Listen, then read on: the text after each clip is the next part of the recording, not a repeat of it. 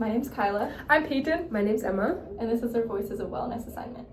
So as we meet here today, we would like to acknowledge that the university is situated on Treaty 6 territory and the homeland of the Métis. We acknowledge and pay our respects to the specific people of this territory and the Métis ancestors of this land. We recognize that reaffirming our relationship and reconciliation as a whole will remain a daily practice requiring our active participation and communal engagement.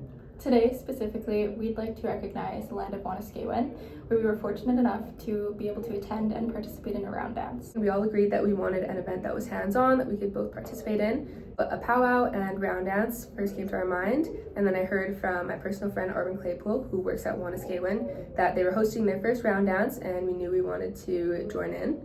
Respectful engagement was really important to us. So to prepare for our participation in the round dance, we explored multiple online resources, including the one being Wanuskewin's website. We also spoke to a staff member, and then we also just did our preparation assignment, which helped. So the Good Spirit School Division had an info sheet, which just explained the engagement in the dance should be done with humility, respect, and willingness to learn. And then we also found a U Alberta website which Karen Sherlock provided us with the procedure of how round dance should be done, and she explained that women traditionally wore ribbon skirts, which we saw lots of. Anyone is welcome, and then the dance is typically used for healing purposes. We ended up calling Wanuskewin and talked to the manager, Amanda Bullen. So Amanda explained the event timeline, what was going on when, that there was a feast prior to the ceremony that we weren't able to attend. Told us that we didn't need to bring anything but ourselves, so we didn't need to bring any offerings, and explained that while there will be elders attending the ceremony, we wouldn't be able to ask them any questions just because of the nature of the event.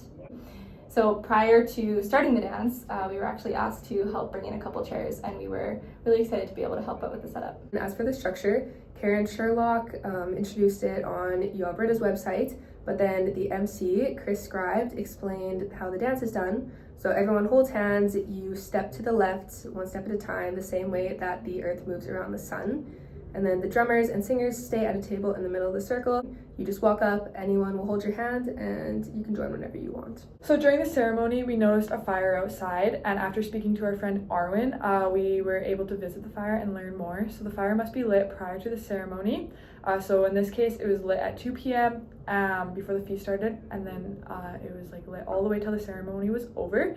And it has to be watched by a man to help keep the spirits there, and then also it can be used by the singers to warm up their drums. There were two MCs, and they switched off halfway through. So Chris Scribe and Alan Benays.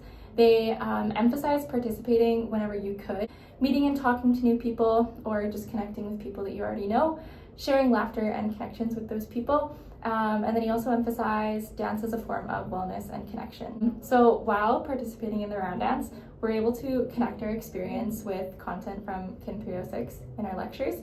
So specifically, we observed a strong connection between the round dance ceremony and then the medicine wheel that we learned about, as well as the land as a wellness tool. So in week 3 from our physical wellness lecture, we learned that the medicine wheel supports wellness and well-being, and it is interconnected in every way. The Wanuskewin round dance that we attended took on the holistic approach to promoting Indigenous wellness. So the first part of the medicine wheel includes our physical part. So there's lots of barriers to physical activity, which we learned about in week 3 of 306, including political, poverty, racism, etc. The round dance was free and welcome to any age and anyone, as well as the round dance is a physical wellness strategy. So we danced in a circle, we were moving, there was role models, community, family, there was lots of support, encouragement. If you wanted to participate, you could. If you wanted to watch, you could. The options were unlimited. There's comfortable chairs for the elders, which helped with pain. In week 5, during our emotional wellness lecture, we learned about the emotional wellness aspect of the medicine wheel. And during the round dance, we recognized lots of parts of these being used. So we noticed that there was lots of belonging and community emphasized during the dance. So they emphasized relationships between the world around us, the people around us, and then the land as well. It was also emphasized to be present, so be where your feet are and live in the moment, which helps with emotional wellness. And then there were also gifts, so encouraging, celebrating all that has been given. In week 7 on the mental wellness PowerPoint, we learned about a holistic view of mental wellness. Mental illness cannot be reduced to a physical disorder, as it is the interconnectedness of the whole person. Good Spirit School Division and Powwow Times talked about how the round dance can be used as a stress reducer. So there's improved self-esteem and reduced depression and healing of trauma through the connectedness and community, as well as physical activity improving mental wellness.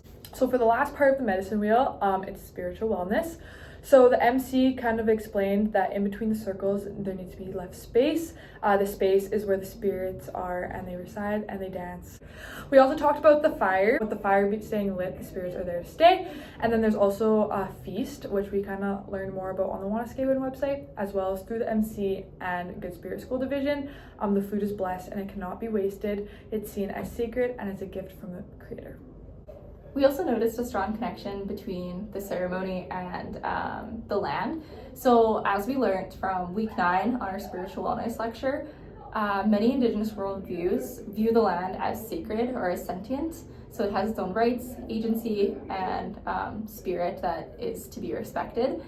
We also noticed that as you're all holding hands in a circle for the round dance, it's symbolic of the Earth's natural cycles, following the natural rhythm of the world as well, considering that there is no set pace or intense rules. So as for the connectedness to the land, Chris Scribe talked about how the round dances are typically held in winter months, which is a time for gathering and connecting. And then resources from the land, so the food is from the land, as well as the wood that was used for the fire. Overall, we are extremely grateful to have been able to visit Wanuskewin and attend the round dance ceremony. We really enjoyed being able to participate and have a hands-on experience. Especially considering how welcoming and positive every staff member, attendee, singer, and everybody else involved was. Yeah, and then the ceremony truly gave us the opportunity to feel the mental, physical, environmental, and spiritual wellness benefits that are intended with the round dance.